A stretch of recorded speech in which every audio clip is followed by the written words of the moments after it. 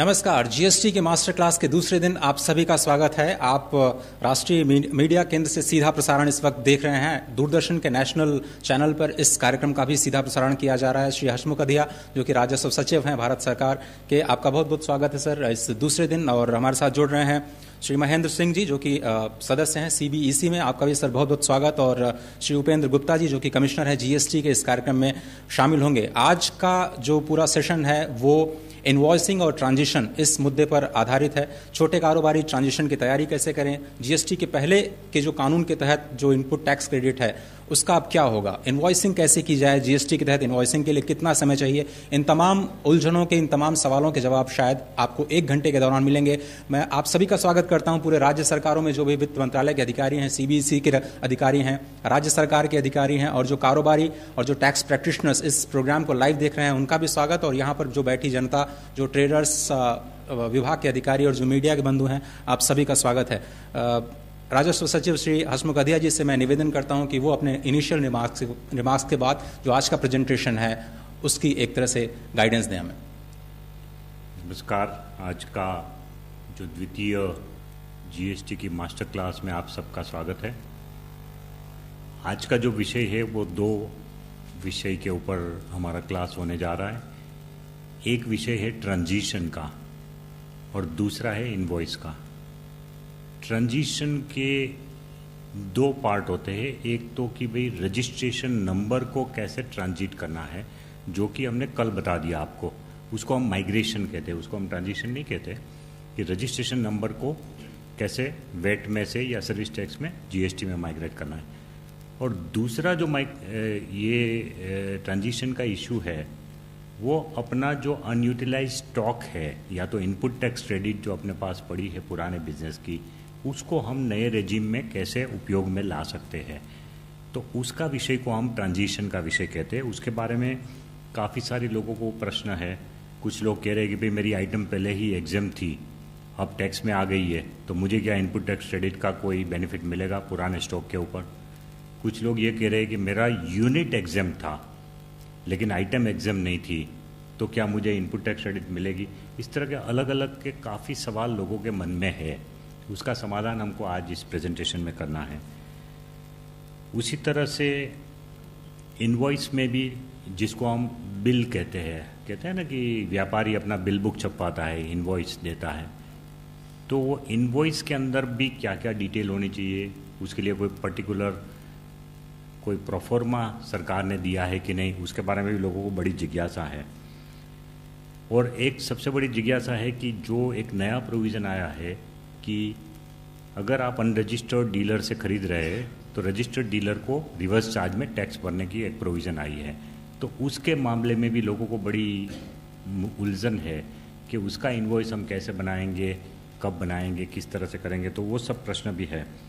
और इनवॉइस बनाने की तारीख वो भी एक इम्पोर्टेंट मसला होता है, क्योंकि पॉइंट ऑफ टैक्सेबिलिटी, आपको टैक्स कब लगेगा, वो भी उसके साथ जुड़ा हुआ विषय है। तो ये सब मामलों का आज खुलासा हम करेंगे।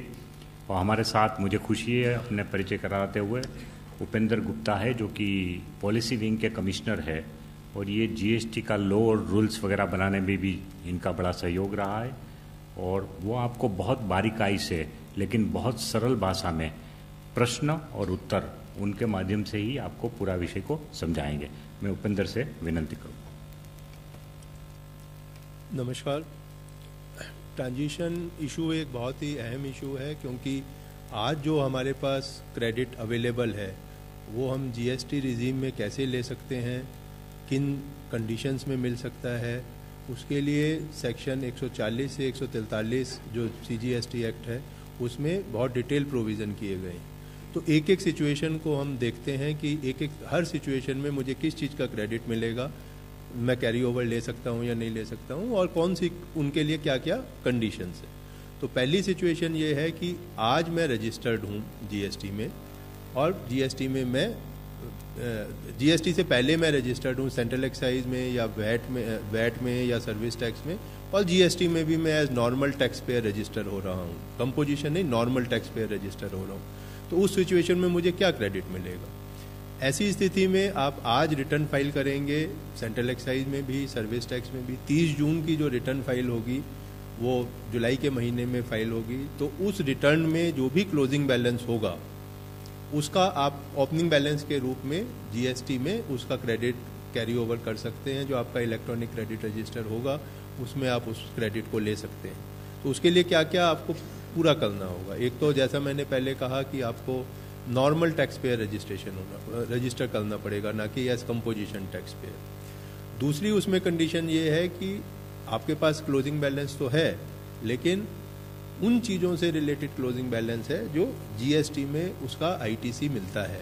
फॉर एग्जांपल सेस है, जैसे सेस का अगर क्लोजिंग बैलेंस है आपकी रिटर्न में, तो कृषि कल्याण सेस है या एजुकेशन सेस है, उसका क्रेडिट क्योंकि जीएसटी में अवेलेबल नहीं है, तो बैलेंस वहाँ होते हुए भी आप उसका क्रेडिट नहीं ले सकते हैं जीएसटी में।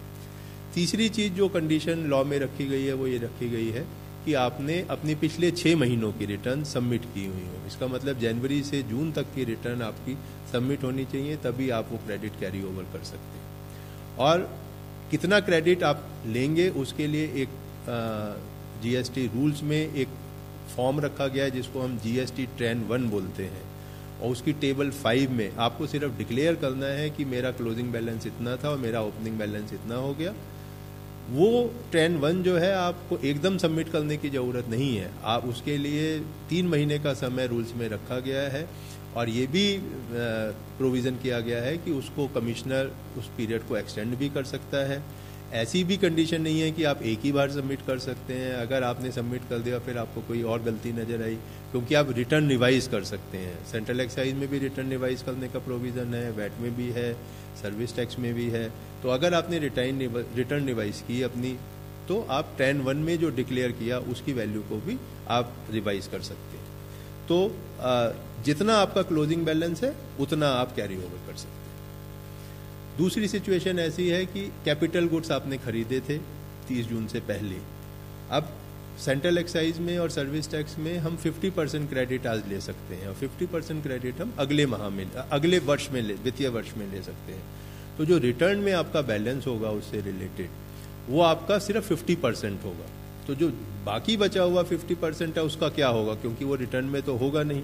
तो उसके लिए ये सिचुएशन रखी गई है, जो प्रोविज़न किया गया है वो ये है कि आप उस रिमेनिंग अमाउंट जो आपने नहीं लिया था पिछले वित्तीय वर्ष में, और वो रिटर्न में भी नहीं आ रहा है, इसलिए उतना अमाउंट का क्रेडिट आप ले सकते हैं। और उसके लिए आपको ट्रांस 1 भरना पड़ेगा, उसकी टेबल 6 है, उसमें आप वो इन्फॉर्मेशन भर देंगे।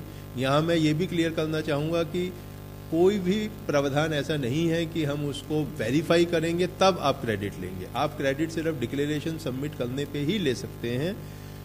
बाद में अगर डिपार्टमेंट चाहेगा किसी पर्टिकुलर सिचुएशन में तो वेरिफिकेशन कर सकते हैं, लेकिन जनरली हम वेरिफिकेशन नहीं करेंगे। ये सेल्फ असेस टैक्स है, आप जितना आप डिक्लेयर करेंगे आप उतना क्रेडिट ले सकते हैं। अब उसके बाद 2-3 सिचुएशन एक साथ हम देखते हैं। तीसरी सिचुएशन ऐसी है कि जहां पर मैं आज रजिस्टर्ड ही नहीं था, क्योंकि मेरी जो मैं बनाता था या तो मैं 1.5 करोड़ से कम था। उस सिचुएशन में क्या होगा, या मैं सारे एग्जम्प्टेड प्रोडक्ट्स बनाता था, मैं ड्यूटीएबल कोई भी नहीं बनाता था, तो उसमें क्या मुझे क्रेडिट मिलेगा? आपके पास जो स्टॉक होगा 30 जून को वो रॉ मटेरियल का स्टॉक होगा, आपके पास फिनिश गुड्स का स्टॉक होगा। फिनिश गुड्स में रॉ मटेरियल यूज हुआ होगा या सेमी प्रोसेस गुड्स होंगी। तो जो प्रोविज़न किया गया है लॉ में वो ये है कि अगर आपके पास ऐसा स्टॉक है और आप अनरजिस्टर्ड यूनिट थे सेंट्रल एक्साइज में या वैट में, तो आपको क्रेडिट उतना मिलेगा जितना आपका इनपुट्स जो है स्टॉक में पड़ा हुआ है, और इनपुट्स जो कि आपने फिनिश गुड्स जो आपके पास स्टॉक में पड़े हुए हैं उससे रिलेटेड जो इनपुट्स यूज हुआ होगा उस फिनिश गुड्स को बनाने में, उससे रिलेटेड आपको क्रेडिट मिलेगा। लेकिन उसके लिए कुछ कंडीशन निर्धारित की गई हैं। वो 3 सिचुएशन की कंडीशन मैं आपको आगे बताऊंगा। चौथी सिचुएशन ये है कि जहां पर मैं आज कंपोजिशन टैक्स पेयर के रूप में रजिस्टर्ड था। जनरली ये वैट में होगा, सेंट्रल एक्साइज में तो कंपोजिशन स्कीम थी नहीं। तो उस सिचुएशन में क्या होगा कि मैं पहले कंपोजिशन टैक्स पेयर था, मैं जीएसटी में as normal tax payer register हो रहा हूँ। तो उस सिचुएशन में क्या होगा, इस सिचुएशन में भी जो आपके पास स्टॉक पड़ा होगा उसमें जो इनपुट्स यूज हुए होंगे या इनपुट्स एज सच आपके पास पड़े हुए होंगे, उससे रिलेटेड जितना भी क्रेडिट होगा वो भी आपको मिलेगा। कंडीशंस में अभी जैसा मैंने पहले कहा कि मैं बताता हूँ। अगली सिचुएशन ऐसी है कि जहाँ पर मैं ड्यूटीएबल भी बनाता था, एग्जम्प्ट भी बनाता था। तो जो मैं ड्यूटीएबल बनाता था उससे रिलेटेड तो मैं क्रेडिट भी ले रहा था, उससे रिलेटेड इनपुट्स का मेरा क्रेडिट रिटर्न में भी आ रहा था, और वो मेरा रिटर्न में जो क्रेडिट आ रहा था, जो पहली सिचुएशन हमने डिस्कस की थी, उससे मेरे को ट्रांसफर हो गया था मेरे इलेक्ट्रॉनिक क्रेडिट लेजर में। लेकिन ऐसी सिचुएशन जहाँ पर मैं दोनों बना रहा था, तो जो एग्जेम्प्टेड से रिलेटेड इनपुट्स थे या उसमें जो उन एग्जेम्प्टेड गुड्स जो फिनिश गुड्स थे उसमें जो इनपुट यूज हुए थे उससे रिलेटेड मेरे को क्रेडिट आज नहीं मिलता था, लेकिन जीएसटी में वो गुड्स टैक्सेबल हो रही हैं। तो उस सिचुएशन में मुझको क्या क्रेडिट मिलेगा? वही क्रेडिट मिलेगा जैसा पहले हमने दो सिचुएशन में देखा कि जितने इनपुट्स आपके पास स्टॉक में हैं उसका क्रेडिट मिलेगा। इनपुट्स जो फिनिश गुड्स या सेमी फिनिश गुड्स जो आपके स्टॉक में हैं, जो अभी क्लियर नहीं हुए हैं फैक्ट्री से, उसमें जो इनपुट्स हैं उससे रिलेटेड क्रेडिट मिलेगा, और उसके लिए कंडीशंस हैं। तो हमने देखा कि ये जो तीन सिचुएशन है, मैं कंप्लीटली एग्जम्प्ट था, मैं कंपोजिशन डीलर था, अब मैं टैक्सेबल हो रहा हूँ। मैं पहले एग्जम्प्ट था, अब मेरी गुड्स जो हैं वो टैक्सेबल लिमिट में टैक्सेबल हो रही हैं। या मैं टैक्सेबल और एग्जम्प्ट दोनों एक्टिविटी करता था, अब मेरी दोनों एक्टिविटी टैक्सेबल हो रही हैं। इसके लिए मुझे क्रेडिट क्या मिलेगा? क्रेडिट मिलेगा इनपुट से रिलेटेड जो मेरे स्टॉक में है, और जो इनपुट्स जो फिनिश गुड्स जो स्टॉक में है उसमें जो इनपुट्स यूज हुए हैं उससे रिलेटेड क्रेडिट मिलेगा। यहाँ पर ये बात नोटिस करने की है कि यहाँ पर हम क्रेडिट जो है वो पहली दो सिचुएशंस में, जहाँ पर मैं एग्जेम्प्टेड और टैक्सेबल को छोड़ के, जहाँ मैं एग्जेम्प्टेड कंप्लीटली एग्जेम्प्ट था या मैं कंपोजिशन था, आज मुझे कैपिटल गुड्स का क्रेडिट नहीं मिलता है। तो इन दोनों सिचुएशन में कैपिटल गुड्स का क्रेडिट नहीं मिलेगा, मुझे मिलेगा सिर्फ इनपुट से रिलेटेड क्रेडिट। और दूसरी सिचुएशन कि इनपुट सर्विस से रिलेटेड क्रेडिट भी मुझे नहीं मिलेगा, जो कि तीसरी सिचुएशन है जहां पर मैं एग्जेम्प्टेड और ड्यूटीएबल दोनों बना रहा था। उसमें उस सिचुएशन में मुझे इनपुट्स का क्रेडिट भी मिलेगा, इनपुट्स जो फिनिश गुड्स में कंटेंट है उसका भी मिलेगा, और कैपिटल गुड्स का जो क्रेडिट है वो भी मिलेगा। क्योंकि आज के लॉ में अगर मैं दोनों चीजें करता हूं, टैक्सेबल और एग्जेम्प्टेड दोनों एक्टिविटीज करता हूं, तो मुझे क्रेडिट पूरा मिलता है कैपिटल गुड्स का। तो जो कैपिटल गुड्स का क्लोजिंग बैलेंस होगा वो मेरी रिटर्न से ही आ रहा होगा, क्योंकि मैं रिटर्न में मैंने क्रेडिट लिया होगा। या अगर मैंने पिछले साल में ही खरीदी थी ऐसी कैपिटल गुड्स तो मैंने 50% लिया होगा, तो 50% क्रेडिट मेरा सिचुएशन नंबर 2 जो हमने पहले डिस्कस की थी उससे आ रहा होगा। अब इन तीनों सिचुएशन में क्या कंडीशंस हैं जिनको मुझे ध्यान में रखना है क्रेडिट लेने के लिए? पीछे और पीछे आगे चलिए। इसमें जो है कंडीशन जो पूरा करना है वो ये है कि मैं जो इनपुट्स हैं वो मैं जिस पे मैं क्रेडिट ले रहा हूं, और ये मुझे इन स्टॉक से क्रेडिट मिल रहा है, तो स्टॉक से जो क्रेडिट मिल रहा है उसका क्रेडिट जो है मेरे को, जो मेरे पास जो इनपुट्स मैं यूज कर रहा हूं उससे रिलेटेड मुझे क्रेडिट मिलना है। उससे रिलेटेड मुझे डिक्लेरेशन देनी है टेबल नंबर 7 ट्रांस 1 में। सिर्फ मुझे डिक्लेरेशन देनी है कि मेरे पास इतना स्टॉक है। अगर ऐसा इनपुट्स इसमें यूज हुआ है या इनपुट्स जो मेरे स्टॉक में पड़े हैं जिनमें कि मैं यूज नहीं करूंगा टैक्सेबल सप्लाईज को करने के लिए, तो उसका क्रेडिट मुझे नहीं मिलेगा। दूसरी सिचुएशन जो मुझे, दूसरी कंडीशन जो मुझे पूरी करनी है वो ये कि उन इनपुट्स पे मुझे क्रेडिट मिलने की एलिजिबिलिटी होनी चाहिए जीएसटी रिजीम में। अगर कोई ऐसा आइटम है मेरे स्टॉक में जिसमें या तो पहले क्रेडिट नहीं मिलता था या मिलता था, वो इररिलेवेंट है।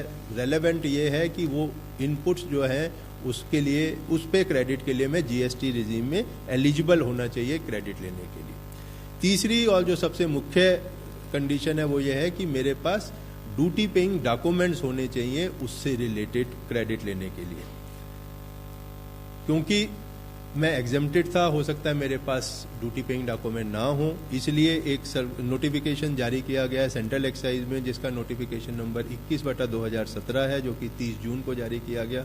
उसमें एक हमने नया डॉक्यूमेंट प्रेस्क्राइब किया है जिसको हम बोल रहे हैं क्रेडिट ट्रांसफर डॉक्यूमेंट। इस क्रेडिट ट्रांसफर डॉक्यूमेंट को यूज करके, हालांकि आपके पास ड्यूटी पेइंग डॉक्यूमेंट्स हो सकता है ना हो, तो उस सिचुएशन में आप ये क्रेडिट ट्रांसफ़र डॉक्यूमेंट यूज़ कर सकते हैं अपने मैन्युफैक्चरर से जिससे आपने माल खरीदा था, वो इशू करेगा इस क्रेडिट को। उसके लिए 2-4 कंडीशंस हैं। तो सीटीडी की जो कंडीशन है, मैं अभी आता हूँ उसके ऊपर।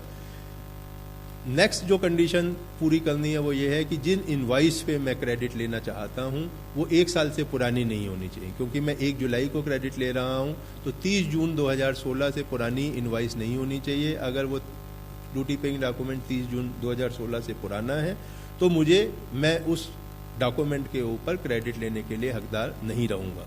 और लास्ट सिचुएशन जो मैंने कहा वो ये कि मुझे डिक्लेरेशन देनी है स्टॉक की। वो टेबल 7 और जो फॉर्म है जीएसटी ट्रेन 1 जो सीजीएसटी रूल्स का पार्ट है उसमें मुझे डिक्लेरेशन देनी है। और इसके लिए भी कंडीशन वही है कि 3 महीने में, मतलब 30 सितंबर तक डिक्लेरेशन देनी है।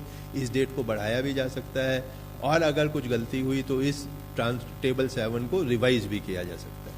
अब मैं क्रेडिट ट्रांसफर डॉक्यूमेंट के बारे में कुछ प्रकाश डालना चाहूँगा। ये क्रेडिट ट्रांसफर डॉक्यूमेंट क्या चीज़ है, ये जानना जरूरी है कि ये credit transfer document excise act में जारी किया गया है, जैसा मैंने पहले कहा नोटिफिकेशन नंबर 21/17 से।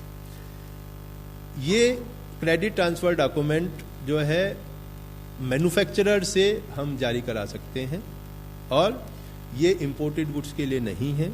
और अगर 25,000 रुपये पर पीस से वैल्यू ज़्यादा है तो उस केस में हम लोग इसको जारी करा सकते हैं और 45 दिन के अंदर मैन्युफैक्चरर से जारी करा सकते हैं। और उसके बेस पे मेरे पास ड्यूटी पेइंग डॉक्यूमेंट नहीं होंगे तो मैं उसका क्रेडिट ले सकता हूँ। ये क्रेडिट ट्रांसफर डॉक्यूमेंट मैं यूज़ करूँगा अगर मेरे पास ड्यूटी पेइंग डॉक्यूमेंट्स नहीं है। लेकिन क्रेडिट ट्रांसफर डॉक्यूमेंट की जो क्रेडिट ट्रांसफर डॉक्यूमेंट पे मुझे क्रेडिट मिलेगा, ये मैं क्रेडिट ट्रांसफर डॉक्यूमेंट यूज़ करूँगा अगर मैं ट्रेडर हूँ। अगर मैं मैन्युफैक्चरर हूँ तो मैं क्रेडिट ट्रांसफर डॉक्यूमेंट यूज़ नहीं कर सकता हूँ, ये भी एक जानना जरूरी है। तो जो मैन्युफैक्चरर है, जो मैं पहले एग्जेम्प्टेड था या मैं ड्यूटीएबल और एग्जेम्प्टेड बना रहा था, मैं कंपोजिशन से नॉर्मल टैक्स पेयर आ रहा हूँ, उन सब सिचुएशन में मुझे क्रेडिट मिलेगा अगर मेरे पास ड्यूटी पेइंग डॉक्यूमेंट्स हैं और उस चीज़ पे मिलेगा जिसका मेरे पास रॉ मटेरियल अवेलेबल, जो इनपुट्स मेरे स्टॉक में है या इनपुट्स मेरे पास फिनिश गुड्स में। अब अगर हम ट्रेडर की बात करें, ट्रेडर जो है आज सेंट्रल एक्साइज में उसको सेंट्रल एक्साइज ड्यूटी पे करना नहीं होता है, इसलिए उसको उसके पास सेंट्रल एक्साइज डॉक्यूमेंट नहीं होते हैं। तो उसको कैसे क्रेडिट मिलेगा? एक तो हम सीटीडी के बेस पे कर सकते हैं जैसे मैंने पहले डिस्कस किया, और अगर सीटीडी भी नहीं है तो हमने डीम क्रेडिट का प्रोविज़न किया है। अगर आप जीएसटी में 18% या 28% वाले स्लैब का माल बेचते हैं तो 60% क्रेडिट मिलेगा, और अगर 5 या 12% वाले का बेचते हैं तो 40% स्लैब मिलेगा। ये सिर्फ ट्रेडर के लिए फैसिलिटी है, मैन्युफैक्चरर के लिए नहीं है, ये बात नोट करने की। और इसमें जो और कंडीशन है वो ये है कि मुझे जीएसटी ट्रेंड 2 में डिक्लेरेशन देना होगा, और ये जो मेरे को क्रेडिट मिलेगा मेरे को उस महीने में मिलेगा जिस महीने में मैं गुड्स बेचूंगा, और ये स्कीम 6 महीने के लिए वैलिड है।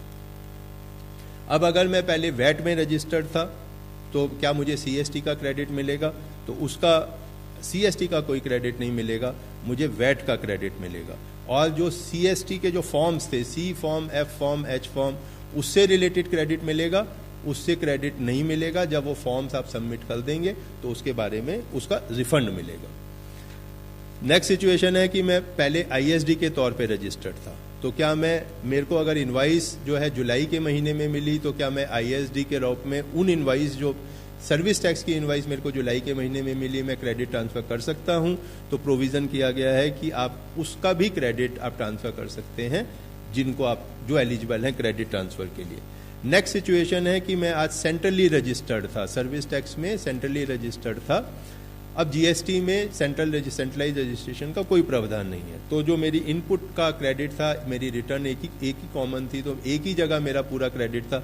तो क्या मैं जब रजिस्ट्रेशन लूंगा और हर स्टेट में लूंगा तो उसका क्रेडिट मेरे को एक ही जगह मिलेगा जहां मैं सेंट्रली रजिस्टर्ड हूं, या मेरे को बाकी जगह भी मिलेगा? तो प्रावधान किया गया है कि आप जो है जो भी पहले आपने प्रीमाइसेस दिखाई हुई थी सेंट्रलाइज रजिस्ट्रेशन में, उसमें आप ट्रांसफर कर सकते हैं, और वो डिक्लेरेशन आप उसकी इंफॉर्मेशन आप डिक्लेयर फाइल कर सकते हैं in GST trend 1 table 8। Next situation है कि मैं जीएसटी में तो माइग्रेट हो गया, लेकिन मेरे कुछ रिफंड क्लेम पेंडिंग है, मेरी कुछ डिमांड पेंडिंग है, मेरी कुछ अपील पेंडिंग है, तो उस सिचुएशन में क्या होगा? तो प्रावधान ये है लॉज में कि अगर आपका जो है रिफंड बनता है तो एग्जिस्टिंग लॉ, मतलब central excise law, VAT law, service tax law में डिसाइड होगा, और अगर उसमें आपको रिफंड बनता है तो हम कैश में भी रिफंड देंगे। हालांकि आज कैश में रिफंड नहीं मिलता है सेंट्रल एक्साइज और सर्विस टैक्स में, लेकिन जीएसटी में हमने प्रावधान किया है कि आपको रिफंड भी मिल जाएगा। और अगर रिकवरी होनी है किसी चीज़ में, क्योंकि मेरी अपील रिजेक्ट हो गई या मेरे अगेंस्ट डिमांड क्रिएट हो गई, तो उस सिचुएशन में हमने प्रावधान किया हुआ है लॉ में कि या तो वो पहले हम एग्जिस्टिंग लॉ में रिकवरी करने की कोशिश करेंगे, और अगर एग्जिस्टिंग लॉ में नहीं कर पाएंगे तो हम जीएसटी लॉ में करेंगे। नेक्स्ट सिचुएशन है कि मैंने कॉन्ट्रैक्ट 1 जुलाई से पहले किया था, लेकिन सप्लाई मैंने 1 जुलाई के बाद की, तो क्या मुझे जीएसटी देना है या मुझे पुराना टैक्स देना है? तो इसके बारे में प्रोविज़न है कि मुझे जीएसटी देना है अगर मैंने पुराने लॉ में टैक्स, सेंट्रल एक्साइज या सर्विस टैक्स या वैट नहीं दिया हुआ। तो ये ट्रांजिशन प्रोविज़न से रिलेटेड जानकारियाँ थी। अब मैं टैक्स इनवाइस की बात करता हूँ। तो टैक्स इनवाइस में अगर हम बात करें तो टैक्स इनवाइस कौन इनवाइस इशू कर सकता है? Tax invoice registered person issue कर सकता है जिसने रजिस्ट्रेशन लिया हुआ है, और वो 2 सिचुएशन में कर सकता है। या तो वो सप्लाई कर रहा है तब जो है वो इनवाइस इशू करेगा, और अगर या वो सर्विस रिसीव कर रहा है अनरजिस्टर्ड पर्सन से। तो अगर मैं सप्लाई कर रहा हूं तो उसमें भी एक एक्सक्लूजन रखा हुआ है कि अगर मैं ऐसी सप्लाई करता हूं जिसकी वैल्यू 200 रुपये से कम है और वो B2B सप्लाई नहीं है, कोई कंज्यूमर आ रहा है मेरे पास और मेरे से वो गुड्स या सर्विसेज ले रहा है जिसकी वैल्यू 200 रुपये से कम है, और वो इनवाइस इंसिस्ट नहीं कर रहा है, तो मैं इंडिविजुअल इनवाइस इशू ना करके मैं सप्लाई कर दूंगा, और एंड ऑफ द डे मैं एक कंसोलिडेटेड इनवाइस इशू कर दूंगा जितनी भी ऐसी सप्लाई मैंने की है जिसकी मैंने दिन के दौरान में इनवाइस इशू नहीं की थी। जहां तक एज रिसिपिएंट मुझे इनवाइस इशू करने की बात है, तो मुझे ये इनवाइस इशू करनी है उन केसेस में, और उस समय इशू करनी है जब मैं गुड्स या सर्विसेज रिसीव कर रहा हूं। यहाँ पर एक इम्पॉर्टेंट प्रोविज़न, जैसा राजेश सचिव ने भी पहले कहा था कि हमने यहाँ पे प्रोविज़न किया है कि आपको इनवाइस तो इशू करनी है, लेकिन ये एक बहुत ही ज़्यादा कंप्लायंस बर्डन आ रहा था, तो 9(4) में हमने एक एग्जम्पशन दी है। अगर आप 5,000 रुपये तक का सामान खरीदते हैं एक या एक से ज़्यादा अनरजिस्टर्ड सप्लायर से, तो वो एग्जम्प्ट है, कोई जीएसटी नहीं देना है। लेकिन अगर 5,000 रुपये से ज़्यादा की परचेज है अनरजिस्टर्ड पर्सन से, तो क्या हर समय जब मैं परचेज करूंगा मुझे इनवाइस इशू करनी है? ऐसा नहीं है। आपको इनवाइस इशू करनी है तब महीने के अंत में। तो महीने के दौरान में ऐसी परचेजेज जो 5,000 पर डे फ्रॉम वन और मोर सप्लायर थी, उसकी ये कंसोलिडेट इनवाइस इशू करके मंथ एंड में आप टैक्स दे सकते हैं। टैक्स तो 20 ऑफ द फॉलोइंग मंथ को ही देना है, लेकिन इनवाइस जो है आप last day of the month को दे सकते हैं। टैक्स इनवाइस में क्या इंपॉर्टेंट आइटम्स हैं जो होने चाहिए? एक तो सप्लायर का जीएसटी होना चाहिए, सीरियल नंबर इनवाइस का होना चाहिए, डेट ऑफ इशू होनी चाहिए। रिसिपिएंट अगर रजिस्टर्ड है तो उसका जीएसटी होना चाहिए क्योंकि उसको क्रेडिट मिलना है, और अगर वो रजिस्टर्ड नहीं है तो नेम और एड्रेस होना चाहिए। HSN कोड होना चाहिए। HSN कोड 2 डिजिट होगा या 4 डिजिट होगा या 6 डिजिट होगा, वो मैंने आगे एक स्लाइड में रखा है। डिस्क्रिप्शन ऑफ गुड्स या सर्विसेज होना चाहिए, और अगर मैं गुड्स बेच रहा हूं तो क्वांटिटी होनी चाहिए। और क्या होना चाहिए? वैल्यू ऑफ सप्लाई होनी चाहिए, टैक्सेबल वैल्यू ऑफ सप्लाई होनी चाहिए, टैक्स रेट, सेंट्रल टैक्स और स्टेट टैक्स का क्या रेट है, या इंटीग्रेटेड टैक्स का क्या रेट है, और अगर सेस लग रहा है तो सेस का क्या रेट है, अमाउंट ऑफ टैक्स कितना है वो होगा। प्लेस ऑफ सप्लाई मुझे डिक्लेयर करनी है कि प्लेस ऑफ सप्लाई मेरी क्या है, और अगर प्लेस ऑफ सप्लाई और address of delivery, bill to ship to cases को हैंडल करने के लिए प्रोविजन रखा गया है कि bill to so and so, ship to so and so, उस केस में मुझे एड्रेस ऑफ डिलीवरी देना है, और मुझे ये डिक्लेयर करना है कि क्या मुझे रिवर्स चार्ज पे टैक्स तो नहीं देना है इस इनवाइस पर, क्या मेरे बायर को तो नहीं देना है। और लास्ट जो है उसमें सिग्नेचर ऑफ अथोराइज सिग्नेटरी है। यहाँ पे काफ़ी भ्रांतियाँ हैं कि हम ई इनवाइस ही इशू कर सकते हैं या डिजिटल सिग्नेचर अथोराइज सिग्नेटरी के होना चाहिए, ऐसा कोई प्रावधान लॉ में नहीं है। आप मैनुअल इनवाइस भी दे सकते हैं, आप बिना डिजिटल सिग्नेचर के भी इनवाइस इशू कर सकते हैं। जो रिक्वायरमेंट है B2B में सप्लाई अपलोड करने की, वो कुछ पर्टिकुलर डिटेल ही अपलोड करनी है, ना कि पूरी इनवाइस। तो इस तरह की कोई इनवाइस लगेगी, अगर हम देखेंगे या बाद में देख सकते हैं, जो सर्कल हैं ये इंपॉर्टेंट चीज़ें हैं जो कि इनवाइस में नजर आएंगी। HSN कोड जो है वो कितने डिजिट तक देना है, उसका हमने एक नोटिफिकेशन जारी किया 12/2017 28 जून को। उसमें हमने बोला कि अगर आपकी टर्नओवर 1.5 करोड़ तक है तो आपको HSN कोड देना ही नहीं है, ना तो आपको इनवाइस में देना है, ना आपको रिटर्न में देना है। अगर आपकी 1.5 से 5 करोड़ तक की टर्नओवर है, एनुअल टर्नओवर, तो आपको 2 डिजिट पे देना है, और अगर 5 करोड़ से ज़्यादा है तो 4 डिजिट पे देना है। इनवाइस कैसे रेस करेंगे? इनवाइस रेस करने में अगर गुड्स आप सप्लाई कर रहे हैं तो इनवाइस ट्रिप्लिकेट में इशू होगी, और अगर आप सर्विसेज सप्लाई कर रहे हैं तो डुप्लीकेट में होगी। अगर गुड्स के केस में ओरिजिनल कॉपी रिसिपिएंट के लिए होगी जो आपका बायर है, डुप्लीकेट कॉपी ट्रांसपोर्टर को दी जाएगी जो कि गुड्स के साथ कैरी करेगा, ट्रिप्लीकेट कॉपी मेरी ऑफिस कॉपी होगी।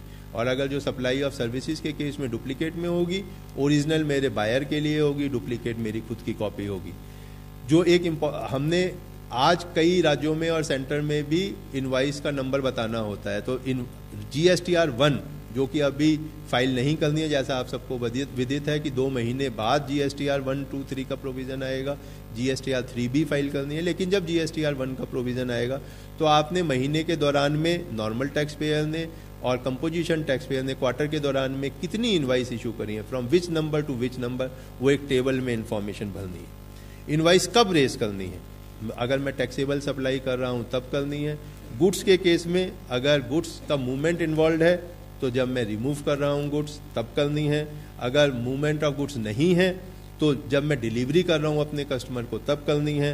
और अगर रिटर्न सेल और रिटर्न है तो उस केस में विद इन 6 मंथ्स मेरे को इनवाइस इशू करनी है। सर्विसेज के केस में क्योंकि ये पता नहीं चलता है कि किस टाइम सर्विस इशू हुई, तो 30 days of supply of service के विद इन 30 डेज मुझे इनवाइस इशू करनी है। ये आज का प्रावधान है जो सर्विस टैक्स में भी है। इंश्योरेंस एंड बैंकिंग कंपनी को 45 दिन का टाइम दिया गया है इनवाइस इशू करने का। कुछ स्पेशल केसेस इनवाइस रूल्स में रखे गए हैं, उस केस में आपको इनवाइस ना देके कुछ दूसरे डॉक्यूमेंट इशू करने हैं। तो पहला डॉक्यूमेंट है बिल ऑफ सप्लाई। अगर आप एग्जम्प्टेड गुड्स सेल कर रहे हैं या सर्विस सप्लाई कर रहे हैं तो आपको बिल ऑफ सप्लाई देना है, या अगर आप कंपोजिशन टैक्स पेयर हैं तो भी आपको बिल ऑफ सप्लाई देना है, टैक्स इनवाइस नहीं देनी है। रिवाइज्ड इनवाइस का प्रोविजन है, मैंने रजिस्ट्रेशन के लिए अप्लाई किया, मुझे रजिस्ट्रेशन नहीं मिला और मैंने 30 दिन में ही रजिस्ट्रेशन अप्लाई कर दिया था, तो उस दौरान में मैं टैक्स इनवाइस इशू नहीं कर सकता हूं। जब मेरे को रजिस्ट्रेशन मिल जाएगा तो मैं रिवाइज्ड इनवाइस इशू कर सकता हूं, इन जो मैंने ऑलरेडी पहले बिल ऑफ सप्लाई इशू किया था उसके अगेंस्ट। अगर मेरे को एडवांस पेमेंट मिल रहा है तो मैं रिसीट वाउचर इशू करूंगा। अगर मेरे को एडवांस पेमेंट मिला था और मैं वो वापस लौटा रहा हूं तो मुझे रिफंड वाउचर इशू करूंगा। इनपुट सर्विस डिस्ट्रीब्यूटर के केस में मैं ISD इनवाइस का एक अलग परफॉर्मा है उसमें दूंगा। और इंश्योरेंस कंपनी के लिए हमने बोला कि इंश्योरेंस पॉलिसी को ही हम इनवाइस मान लेंगे। बैंकिंग कंपनी को बोला बैंक स्टेटमेंट को ही हम इनवाइस मान लेंगे। ट्रांसपोर्टर के केस में हमने बोला कि जो कंसाइनमेंट नोट इशू होता है उसको हम इनवाइस मान लेंगे। और एयरलाइंस के केस में हमने बोला जो टिकट इशू होगी उसको ही हम इनवाइस मान लेंगे, आपको इनवाइस इशू करने की ज़रूरत नहीं है। कुछ 3 सिचुएशंस ऐसी हैं जहां पर कि हमें ये नहीं पता चलता है कि हमने कितना सप्लाई किया, तो उस केस में डिलीवरी चालान का प्रावधान है इनवाइस रूल्स में। वो 3 सिचुएशंस हैं कि अगर मैं लिक्विड गैस सप्लाई कर रहा हूं, मैं जॉब वर्क के लिए सामान भेज रहा हूं, या मैं सामान तो भेज रहा हूं लेकिन सप्लाई नहीं है, तो गुड्स ऑन अप्रूवल बेसिस भेज रहा हूं, तो उस केस में मैं डिलीवरी चालान इशू करूंगा। और एक्सपोर्ट इनवाइस के केस में मैं नॉर्मल इनवाइस इशू करूंगा, लेकिन मैं उस पर लिखूंगा कि सप्लाई मेंट फॉर एक्सपोर्ट, उतना लिख के मैं इनवाइस इशू कर दूंगा, वो एक्सपोर्ट इनवाइस मानी जाएगी। इसके अलावा क्रेडिट नोट और डेबिट नोट का भी प्रोविजन लॉ में किया हुआ है।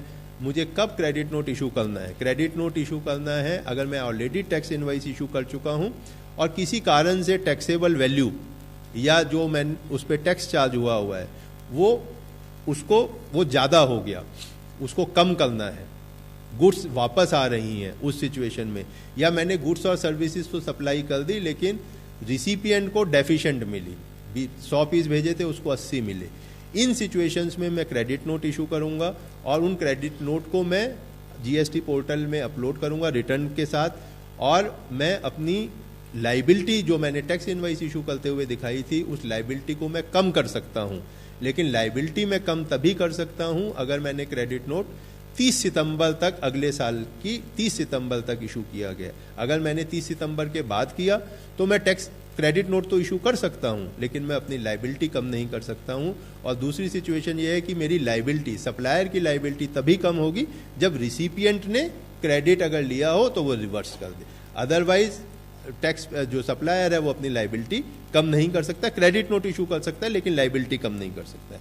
और लास्ट सिचुएशन है डेबिट नोट की। मैं डेबिट नोट कब इशू कर सकता हूँ? मैंने इनवाइस तो इशू कर दी, लेकिन किसी कारण से जो है वो कम हो गई थी, अब मुझे वो वैल्यू बढ़ानी है या टैक्स लाइबिलिटी बढ़ानी है, उस केस में मैं डेबिट नोट इशू कर सकता हूँ। और इस केस में कोई ऐसी रेस्ट्रिक्शन नहीं है कि मुझे अगले साल 30 सितंबर तक देना है। ये जितने भी रूल्स हैं, लॉ है, और बहुत सारा मटेरियल हमारी वेबसाइट पे है जिसका URL www.cbec.gov.in है और दूसरा है www.cbec-gst.gov.in। धन्यवाद। एक मैं ऐड करूंगा कि जो हमारी CBEC की वेबसाइट है उसके ऊपर एक, आई होप कि by now it is uploaded, एक सर्च फंक्शन भी हमने आज अपलोड किया है कि कोई भी व्यक्ति अगर अपनी कमोडिटी का HSN कोड या उसका रेट ऑफ टैक्सेशन क्या है जानना चाहता है, क्योंकि HSN कमोडिटी 11,000 कमोडिटी टोटल है, उसका 8 डिजिट तक का कोड होता है। तो उसके लिए अगर वो टाइप करेंगे, for example if you wants to type plastic या पर्टिकुलर आइटम ऑफ प्लास्टिक, तो he can type it and immediately उस आइटम का HSN कोड और रेट जो है वो आपको मिल जाएगा। इस तरह की एक सुविधा वेबसाइट पे या तो आज शाम तक उपलब्ध हो जाएगी, वो आज अपलोड कर रहे हैं उसको। बहुत धन्यवाद सर। अब सवाल और जवाब का सिलसिला शुरू करते हैं। इनवॉइसिंग पर पहले सवाल लेंगे। पहला सवाल हमारे पास आया है कि मुझे अभी तक मेरा GSTIN नहीं मिला है, तो क्या स्थिति में मैं इनवॉइसेस इशू कर सकता हूं और कैसे किया जाए अगर ऐसा नहीं हो तो? इस स्थिति में अगर आपके पास PID है तो जैसा कल की क्लास में भी बताया गया था कि वो PID ही आपका GSTIN होगा, तो आप PID को रेफर करके आप इनवाइस इशू कर सकते हैं। PID क्योंकि GSTIN होगा तो आप अपनी इनवाइस बुक भी बनवा सकते हैं, और जब आपको जो है उस PID के बेस पे आप अपनी इनवाइस इशू कर सकते हैं। जब GSTIN आएगा तो आप GSTIN को डाल के फिर आप रिवाइज इनवाइस इशू कर सकते हैं। तो मान लो PID भी नहीं है और नया रजिस्ट्रेशन के लिए अप्लाई किया है तो भी आप बिल ऑफ सप्लाई या वो इशू कर सकते हैं, और बाद में आप रिवाइज इनवॉइस इशू कर सकते हैं। जैसा मैंने अपनी प्रेजेंटेशन में कहा था कि आपने रजिस्ट्रेशन अप्लाई कर दिया लेकिन आपको रजिस्ट्रेशन नहीं मिला, या आपको 30 दिन का समय है रजिस्ट्रेशन अप्लाई करने में, तो क्या बीच में मैं अपनी माल सप्लाई नहीं कर सकता? आप बिल्कुल कर सकते हैं। आप बिल ऑफ सप्लाई इशू कर देंगे और जब आपको GSTIN मिल जाएगा तो आप GSTIN डाल के रिवाइज इनवाइस इशू कर सकते हैं। जी, दूसरा सवाल इनवॉइस को ही लेकर के है। क्या कोई सेट परफॉर्मा है इनवॉइस का, या फिर आप किसी भी फॉर्म में इनवॉइस इशू कर सकते हैं? कोई भी प्रेस्क्राइब परफॉर्मा ना तो एक्ट में ना रूल्स में रखा गया है, सिर्फ ये बताया गया है कि आपकी इनवॉइस में क्या पर्टिकुलर्स होने चाहिए। उसके कुछ मुख्य बिंदु मैंने अपनी प्रेजेंटेशन में भी बताए थे। तो एज लॉन्ग एज वो सारी पर्टिकुलर्स इनवॉइस में हैं वो वैलिड इनवॉइस होगी, कोई भी परफॉर्मा इनवॉइस का नहीं है। चूंकि ये कार्यक्रम देश भर के कारोबारी भी इस वक्त ऑनलाइन देख रहे हैं PIB और मिनिस्ट्री ऑफ फाइनेंस के वेबसाइट के ज़रिए, तो अब कारोबारियों से जुड़े जो काफ़ी सारे सवाल हमारे पास पहले से आए हुए हैं, उनमें एक सवाल ये भी है सर कि क्या सभी मामलों में मुझे टैक्स इनवॉइस और या फिर बिल ऑफ सप्लाई इशू करना ज़रूरी है? नहीं, अगर आप रजिस्टर्ड पर्सन हैं तो आपको टैक्स इनवॉइस देना ही है। अगर आप रजिस्टर्ड पर्सन हैं लेकिन आप टैक्सेबल गुड्स भी बेचते हैं और एग्जेम्प्टेड गुड्स भी बेचते हैं, तो आप जो है कंबाइंड इनवाइस कर रहे हैं तो टैक्स इनवाइस होगी। अगर आप टैक्सेबल गुड्स की और एग्जेम्प्टेड गुड्स की अलग अलग इनवाइस दे रहे हैं तो एग्जेम्प्टेड गुड्स के लिए आप बिल ऑफ सप्लाई देंगे। अगर आप कंपोजिशन टैक्स पेयर हैं तो आप सिर्फ बिल ऑफ सप्लाई देंगे। आप सिर्फ एग्जेम्प्टेड गुड्स बेच रहे हैं तो बिल ऑफ सप्लाई दें। तो शायद अगले सवाल का भी जवाब आपने इसी में दे दिया। अगला सवाल है, अलग अलग टैक्स रेट्स में अगर मेरे अलग अलग प्रोडक्ट्स आते हैं तो क्या उसे एक मिक्स सप्लाई के तौर पर समझा जाएगा, यानी एक ही इनवॉइस होगी या अलग अलग इनवॉइस मुझे जनरेट करनी होगी? अगर आप ऐसे सामान बेच रहे हैं जो अलग अलग टैक्स रेट में आ रहे हैं और आप उसकी वैल्यू भी अलग अलग दिखा रहे हैं, उसका टैक्स रेट भी अलग अलग है, तो आप एक ही इनवॉइस में सारे आइटम्स को लिख सकते हैं, उसका क्या टैक्स रेट है वो लिख सकते हैं, उसका टैक्स कितना बन रहा है वो लिख सकते हैं। तो आप एक ही इनवॉइस जारी कर सकते हैं जितने भी आइटम्स हैं और जितने भी टैक्स रेट्स हैं। अलग अलग इनवॉइस इशू करने की जरूरत नहीं है। एक ही सिंगल इनवॉइस से काम चलेगा। दर्शकों में एक सवाल इनवॉइस से जुड़ा हुआ हमारे पास है, आइए लेते हैं। जो भी इनवॉइस से जुड़ा एक सवाल करना चाहते हैं प्लीज जी। क्या माइक्रोफोन प्लीज दे सकते हैं जी। अगला सवाल सर ये है कि जो रिवर्स चार्ज मैकेनिज्म है, क्या उसका इनवॉइस में खुद ही एक तरह से इशू कर सकता हूँ? Should I make an invoice to self for reverse charge payments? अगर आप अनरजिस्टर्ड, रिवर्स चार्ज दो तरीके से है। एक तो ये है कि सप्लायर रजिस्टर्ड था, वो गुड्स या सर्विसेज सप्लाई कर रहा है, लेकिन टैक्स लाइबिलिटी उस पे ना होकर रिसिपिएंट पर है, तो टैक्स इनवाइस तो वो इशू करेगा जो सप्लायर है। मेरे को लाइबिलिटी टैक्स पे करने की मेरी है, उस केस में मुझे इनवाइस जारी नहीं करनी है। जब मैं उसका पेमेंट करूंगा तो मैं पेमेंट वाउचर इशू करूंगा, और जब मैं पेमेंट करूंगा तभी मेरी लाइबिलिटी है टैक्स पे करने की। दूसरी सिचुएशन ये है कि मैं अनरजिस्टर्ड पर्सन से खरीद रहा हूँ। अगर मैं अनरजिस्टर्ड पर्सन से खरीद रहा हूँ तो जब मेरे को वो सामान आएगा तब मेरे को इनवाइस इशू करनी है, और जब मैं उसका पेमेंट करूंगा तो मैं पेमेंट वाउचर भी करूंगा। लेकिन यहाँ पर एक बात जो मैंने पहले भी कहा था अपनी प्रेजेंटेशन के दौरान, कि अगर मैं अनरजिस्टर्ड पर्सन से ऐसा सामान खरीद रहा हूँ जो कि जिसकी वैल्यू 5,000 रुपये पर डे से कम है, मैं एक या एक से ज़्यादा अनरजिस्टर्ड सप्लायर से सामान ले रहा हूँ, उसकी टोटल वैल्यू 5,000 रुपये से कम है, तो उसको रिवर्स चार्ज में मुझे कोई टैक्स नहीं देना है, तो मुझे उसकी इनवाइस भी जारी नहीं करनी है। लेकिन अगर वो 5,000 रुपये से ज़्यादा है तो मुझे मंथली इनवाइस इशू करनी है। मंथ एंड पे पूरे मंथ के दौरान में जो ऐसी सिचुएशन से ज़्यादा मैंने परचेज की जिस पे कि मुझे टैक्स लाइबिलिटी आती है मेरी, तो मैं कंसोलिडेट इनवाइस इशू कर दूंगा। उसमें भी मैं सारे आइटम एक साथ दिखा दूंगा कि ये आइटम अनरजिस्टर्ड से खरीदा, इस पे 5% रेट है, इस पे 12% रेट है, लाइक दैट। तो मैं कंसोलिडेट इनवाइस इशू कर मैं उस पर टैक्स लाइबिलिटी अपनी जनरेट कर सकता हूं, और मुझे टैक्स देना है जब मैं अपनी रिटर्न फाइल करूंगा 20 को अगले महीने। जी प्लीज सवाल करें। सर मेरा सवाल एक HSN कोड और उसके टैक्स रेट को लेकर है। We are the manufacturer of head lamps which is falling under chapter 8512 and it's at rates of duty 28%। अगर मैं ये टेल लैम्प या हेड लैम्प ट्रैक्टर के लिए सेल करता हूँ तो इसकी ड्यूटी 18% है। तो सर मेरा ये क्वेश्चन है कि मैं इस पर ड्यूटी 28% चार्ज करूं या 18% चार्ज करूं? ये प्रश्न जो है ना वो आज के विषय के साथ सुसंगत नहीं है, उसका जवाब हम बाद में देंगे। थैंक यू जी। ये रेट रिलेटेड प्रश्न है, आज के विषय के साथ ये सुसंगत नहीं है। ठीक है सर। क्रेडिट डेबिट नोट को लेकर के एक सवाल है कि जो अनरजिस्टर्ड सप्लाई के साथ में जो क्रेडिट और डेबिट नोट जारी किया जाएगा, क्या उसके लिए GSTN और ITC क्लेम किया जा सकता है उसके लिए?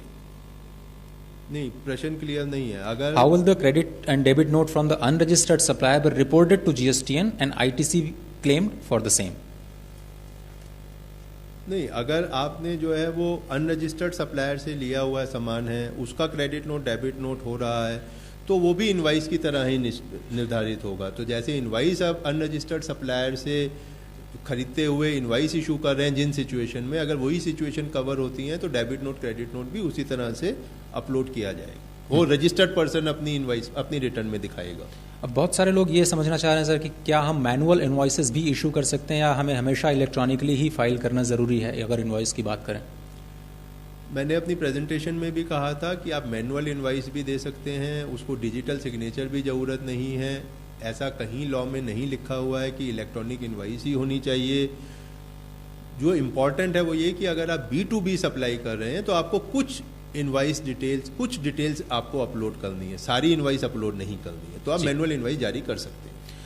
अगला सवाल है, जो अभी एग्जिस्टिंग लॉज हैं उसके तहत अगर मैं रजिस्टर्ड हूं और अपना एक पर्टिकुलर सीरियल नंबर अपने बिल्स पे रख रहा हूं, तो क्या मैं उसे कंटिन्यू कर सकता हूं अपने आने वाले इनवॉइसेस में जो कि GST के तहत मैं जारी करने जा रहा हूं अपने सप्लायर्स को? आपका डिसीजन है। आप नया नंबर शुरू करना चाहते हैं 1 जुलाई से, वो कर सकते हैं। अगर आप पुराने को कंटिन्यू करना चाहते हैं वो कर सकते हैं, क्योंकि रिटर्न में आपको बताना है कि मैंने कौन से सीरियल से कौन से सीरियल नंबर तक की इनवाइस इस महीने में जारी की है। जी, कुछ सवाल ट्रांजिशन से भी रिलेटेड है साहब, उस पर हम जाएंगे। ये जानना चाह रहे हैं कि मैं अभी एग्जिस्टिंग लॉज के तहत तो रजिस्टर्ड हूँ, मैं मुझे कैसे जीएसटी के तौर पर रजिस्टर करना होगा, क्योंकि बहुत सारे अभी कारोबारी हैं जो अभी रजिस्ट्रेशन नहीं कर पाए हैं और इस चीज़ का इंतजार कर रहे हैं। इसके बारे में तो कल चर्चा हुई थी कि अगर आप ऑलरेडी रजिस्टर्ड हैं तो आपको जीएसटीएन पे जाके आपको ऑलरेडी पीआईडी मिल गया होगा, पीआईडी के बेस पे आप अपना बिजनेस कर सकते हैं।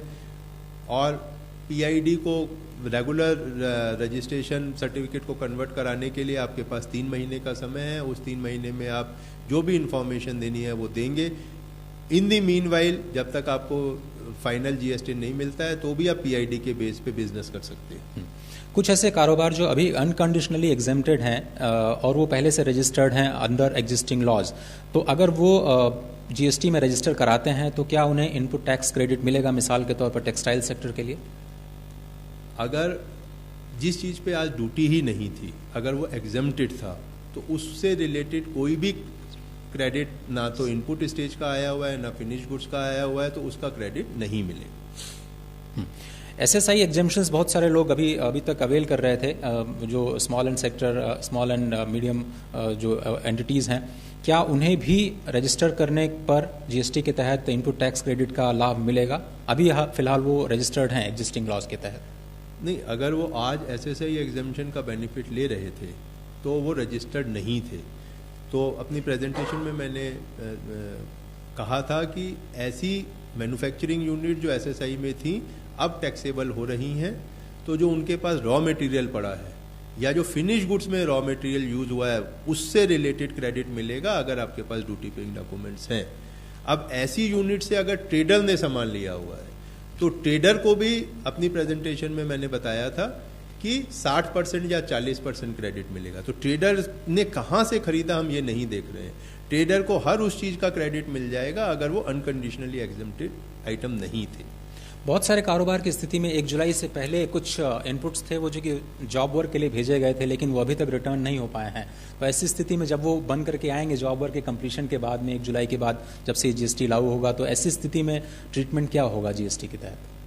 अगर जॉब वर्क के पास सामान गया हुआ था, अगर उसने जॉब वर्कर ने 6 महीने में सामान लौटा दिया तो उस पर कोई ड्यूटी नहीं है, ना तो जीएसटी है और ना पुरानी ड्यूटी है। लेकिन अगर जॉब वर्कर ने 6 महीने में नहीं लौटाया तो उस सिचुएशन में जो प्रिंसिपल था जिसने सामान जॉब वर्कर को भेजा था उसको जितना उसने इनपुट टैक्स क्रेडिट उन आइटम्स पे लिया था जो उसने जॉब वर्कर के पास भेजा हुआ था वो क्रेडिट रिवर्स करना होगा।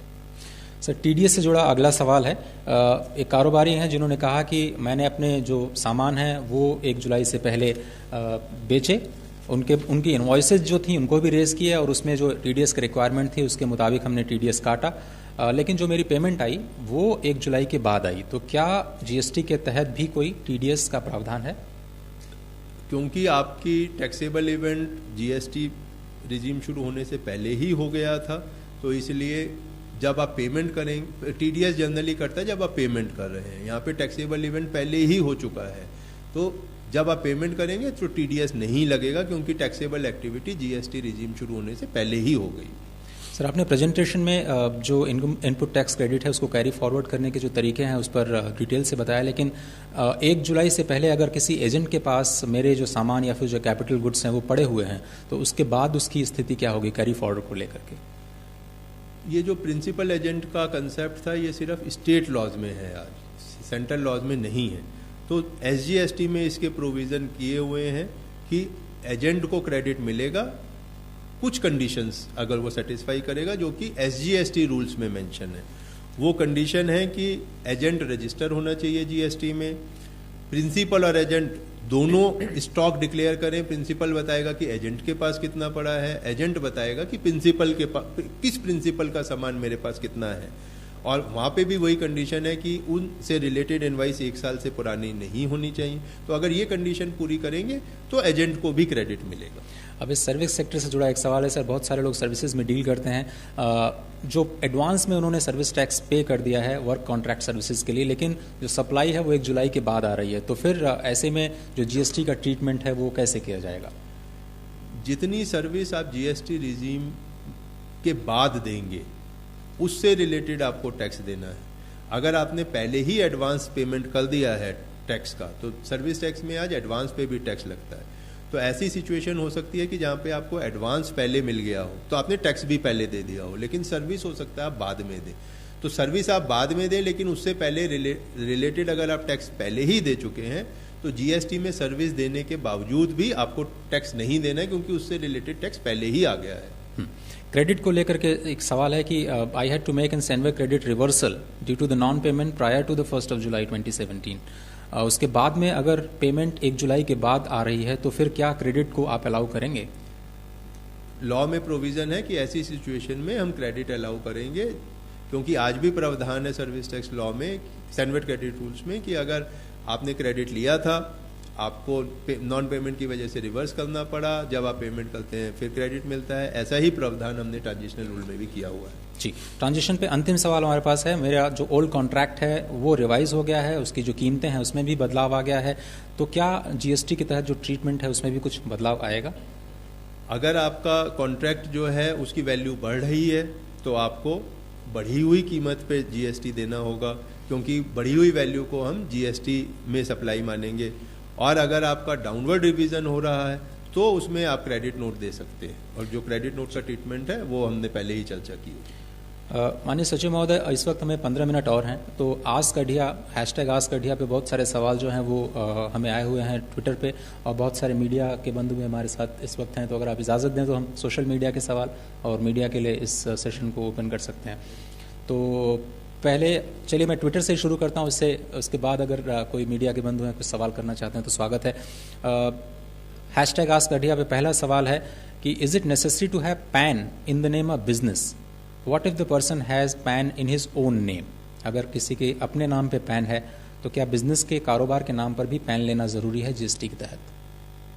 अगर वो इंडिविजुअल प्रोप्राइटर है तो उसी खुद के पान नंबर पे ही उसको बिजनेस का रजिस्ट्रेशन मिल सकता है, इंडिविजुअल अगर प्रोप्राइटरशिप है। लेकिन अगर कंपनी है तो कंपनी का उसको अलग पान नंबर लेना होगा, राइट? और इनकी तो partnership form also, partnership form में कई नाम में पैन, पार्टनरशिप का मतलब जिस नाम में आप बिजनेस कर रहे हैं उस नाम में का पैन जरूरी है। जी, गुरुप्रसाद जी हैं, वो जानना चाह रहे हैं कि जो हाउसकीपिंग मटेरियल्स हैं जैसे कि क्लीनिंग केमिकल्स एंड कंज्यूमेबल्स हैं, उनके लिए जीएसटी के डिटेल अगर जानने हो तो क्या कोई सुविधा है? किसी पोर्टल पे जाकर के पता कर सकते हैं? ने जैसे अभी बताया कि वो सर्च फैसिलिटी हमने वेबसाइट पे डाली हुई है। किसी भी व्यक्ति को अगर ये जानना है कि मेरे जो प्रोडक्ट है जिसका मैं ट्रेडिंग कर रहा हूँ या मैन्युफैक्चरिंग कर रहा हूँ उसके ऊपर क्या रेट है, तो प्रोडक्ट का नाम टाइप करने से वो आ जाता है, तो उससे वो पता कर सकते हैं। जी, पहला सवाल मीडिया से लेते हैं, प्लीज़ सर। सर, मैं अनुज गुप्ता नवभारत से। मेरा सवाल ट्रांजिशन से जुड़ा हुआ है। देश के कई शहरों में बड़े कपड़ा व्यापारी जो हैं वो हड़ताल पर हैं। उनके स्टॉक जो उनके पास रखा हुआ गोदामों में, उसको लेकर ही शायद ट्रांजिशन की दिक्कत उनको आ रही है। क्या सरकार ने इस बारे में उनसे बात की है या बातचीत करने का कोई इरादा है? देखिए, ऐसा है कि जैसे बताया कि जो एग्जेम्प्ट कमोडिटी थी पहले, उसके ऊपर जब आप नए रेजीम में आएंगे पहली बार टैक्स लग रहा है, लेकिन उसके ऊपर क्योंकि पहले टैक्स था ही नहीं कपड़े के ऊपर और अब जीएसटी में पहली बार भरना है, तो जब पहले टैक्स आप नहीं भरे थे, मान लो कोई व्यापारी के पास बहुत सारा कपड़ा पड़ा है, वो पहले तो उसने कोई ना वेट भरा था ना एक्साइज ड्यूटी भरा था, तो किस चीज़ की इनपुट टैक्स क्रेडिट मिल सकती है? जब कोई टैक्स ही नहीं था जिस आइटम के ऊपर, उसकी इनपुट टैक्स क्रेडिट कैसे दे सकते हैं? तो सवाल ये है कि वो आइटम पहली बार अगर टैक्स में आ रही है तो पहली बार तो उनको टैक्स भरना ही है 5%। सर, एक सवाल ट्विटर पे है शुभदीप मजूमदार का। वो जानना चाहते हैं कि मैं एक आईटी सर्विसेज पूरे देश में देता हूं और मेरा जो ऑफिस है वो केवल मुंबई में है, तो क्या मुझे अलग अलग मल्टीपल जीएसटी रजिस्ट्रेशन की ज़रूरत होगी? कल मैंने इसकी बात की थी कि अगर आप सर्विसेज एक से ज़्यादा स्टेट में से दे रहे हैं, तो आप अगर एक जगह बैठ के आईटी सर्विसेज पूरे देश को दे रहे हैं तो आपको ज़रूरी नहीं है हर स्टेट में रजिस्टर कराना। लेकिन अगर आपकी और कोई ऑफिस सर्विस देने वाली दूसरे किसी स्टेट में भी है जहाँ से भी आप सर्विस का इन्वॉइस रेज कर रहे हैं, तो बेसिक प्रिंसिपल इज़ कि जिस स्टेट में से आप माल बेच रहे हैं या जिस स्टेट में से आप सर्विस को सप्लाई कर रहे हैं, उस स्टेट में आपको रजिस्ट्रेशन लेना होगा। लेकिन ये ज़रूरी नहीं है कि एक जगह पे बैठ के आप पूरे इंडिया को सर्विस दे सकते हैं कंप्यूटर की। यहाँ बैठ के आप आईटी की सर्विसेज पूरे इंडिया को दे सकते हैं, लेकिन अगर आपकी एक ही ऑफिस है पूरे इंडिया में तो फिर आपको एक ही जगह रजिस्ट्रेशन कराना है। शिशिर जी। सर, एक सवाल ये एमआरपी को लेकर के जो आपने नियम बनाए कि एमआरपी के लिए तो लेबलिंग कर सकते हैं साइट में, तमाम कंपनियां और जो रिटेलर्स हैं वो ये कह रहे हैं कि लॉजिस्टिक बहुत प्रॉब्लम है कि हम उसमें सब पे माल जो मेरा बचा हुआ है उस पर मैं चिपकाऊँ। अगर वो नहीं चिपकाते हैं और रेट बढ़ जाते हैं, ऐसे में क्या कुछ कार्रवाई हो सकती है? देखिए, वो विषय कंज्यूमर अफेयर्स का है। आज शायद कंज्यूमर अफेयर्स मिनिस्टर ने भी कुछ इसके बारे में बताया है। जो लोग कहता है कि ये करना ज़रूरी है, अब वो नहीं करेंगे तो क्या होगा वो एक अलग प्रश्न है। लेकिन हमारी सबसे अपील होगी सब व्यापारियों को कि इतना मुश्किल काम भी नहीं है स्टिकर वगैरह लगाना, वो कर दे जितनी जल्दी उतना अच्छा है। अगर मान लो बहुत बड़ी आइटम है मास प्रोडक्शन की, तो इमीडिएटली कम से कम वो अपना रिवाइज एमआरपी न्यूज़पेपर में तो छाप दे, न्यूज़पेपर के माध्यम से सबको इन्फॉर्म तो कर दे कम से कम, और उसके बाद जितना जल्दी हो सके वो एमआरपी बदलने के स्टिकर्स जो है वो प्रोडक्ट के ऊपर लगा दे। हमारी वही विनती होगी सबसे। जी सर, अगर रिवर्स चार्ज के तहत इनवॉइस आपको जारी करना है तो उसके लिए क्या प्रोसीजर है और क्या उसके लिए भी कोई स्टैंडर्ड फॉर्मेट है? इसमें जैसा मैंने पहले भी बताया था कि इनवाइस का कोई फॉर्मेट नहीं है। इनवाइस में क्या पर्टिकुलर्स होंगे वही रखने, वो लॉ में, वो रूल में लिखा हुआ है। रिवर्स चार्ज के लिए भी वही फॉर्मेट्स है, वही पर्टिकुलर्स है। उसमें जो पर्टिकुलर्स रिवर्स चार्ज के लिए एप्लीकेबल है वो भरे जाएंगे और उसका कोई फॉर्मेट नहीं है। और रिवर्स चार्ज में इनवाइस तभी इशू करनी है जब आप अनरजिस्टर्ड पर्सन से खरीद रहे हैं, और अगर 5,000 रुपये पर डे फ्रॉम 1 और मोर पर्सन है तो मंथली इनवाइस जारी करनी। जी, ट्विटर पे अगला सवाल रंगास्वामी शेखर का है। वो टेक्सटाइल डीलर हैं। उन्होंने कहा है कि जीएसटी से पहले वो बिल्कुल उन पर टैक्स नहीं लगता था और जो टैक्स फ्री इनवॉइसेस यूज़ करते थे, लेकिन अभी 5% जीएसटी लग रहा है, तो क्या उन्हें क्लोजिंग स्टॉक पे इनपुट टैक्स का क्रेडिट मिल सकता है?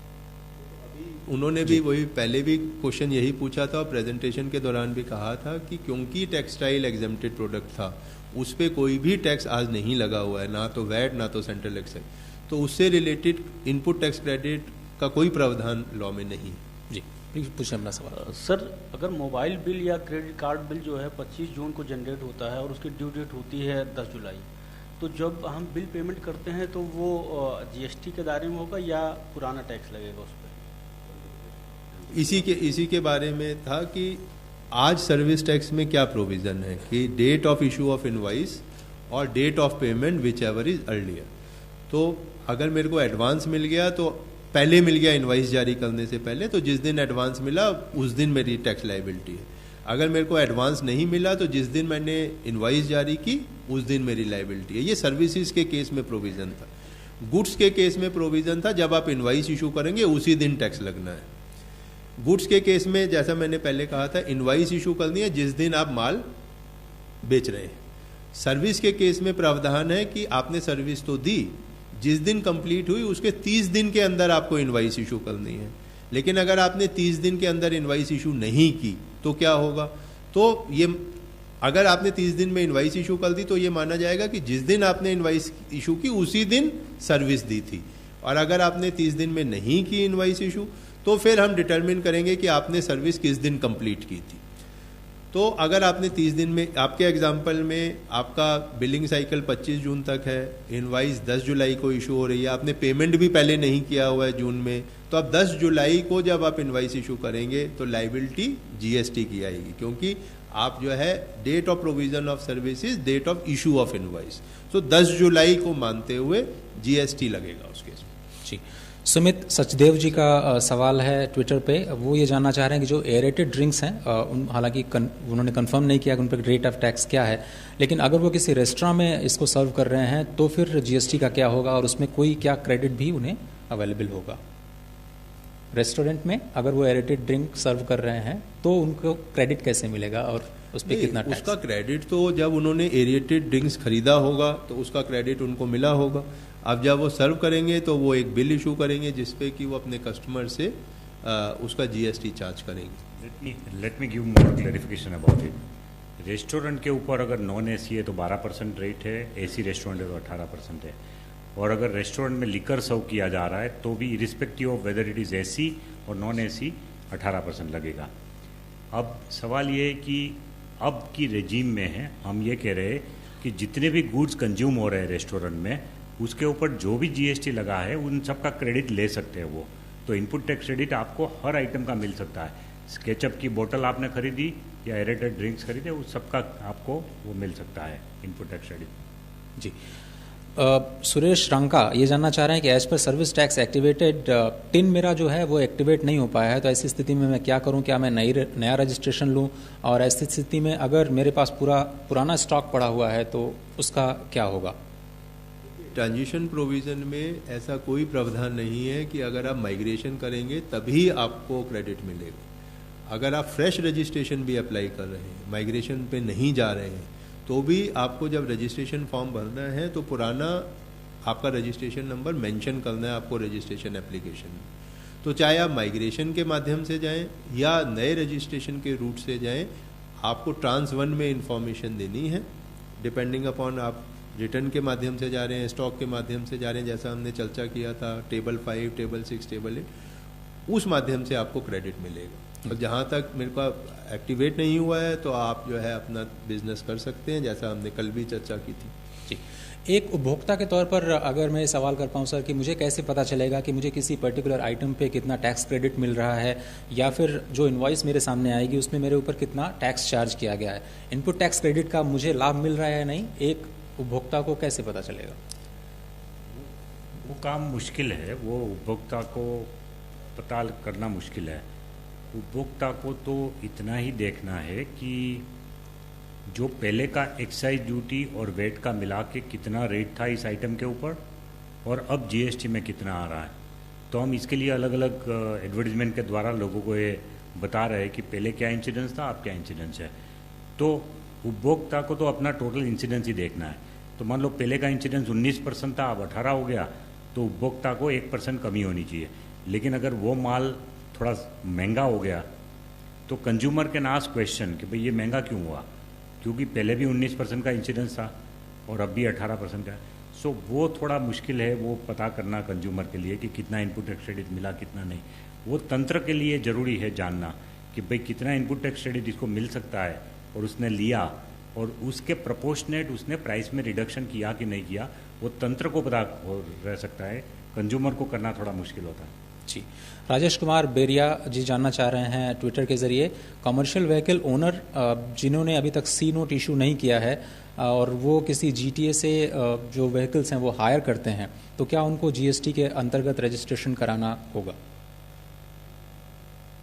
नोट की बात करें जी, तो एक्चुअली जहाँ पे जीटीए है उसमें तो रिवर्स चार्ज का प्रावधान है कि जो है जो रिसिपिएंट है कुछ पर्टिकुलर कैटेगरीज में उसमें उनको जीएसटी देना है। लेकिन अगर वो कंसाइनमेंट नोट इशू नहीं करते और जीटीए नहीं है तो जो सर्विस प्रोवाइड कर रहा है उसी को टैक्स देना है।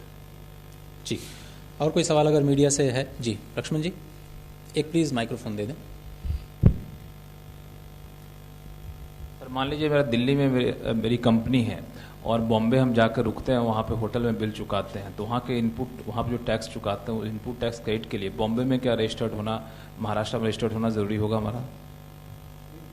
ऐसा राजेश सचिव साहब ने भी पहले बताया था कि आपको रजिस्ट्रेशन लेना है वहाँ पर जहाँ से आप सप्लाई कर रहे हैं।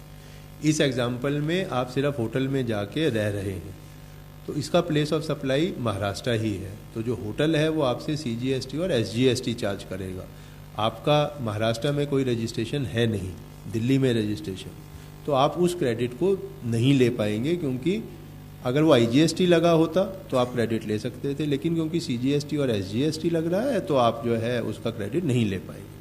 फाइनली इस प्रोग्राम में केवल 2 मिनट बचे हैं। श्री अडिया जी, अगर कोई क्लोजिंग कमेंट आपकी तरफ से है, स्वागत। मैं आप सबका धन्यवाद करता हूं कि इस कार्यक्रम को बड़ा अच्छा समर्थन आप लोगों ने दिया। हमारी ये कोशिश है कि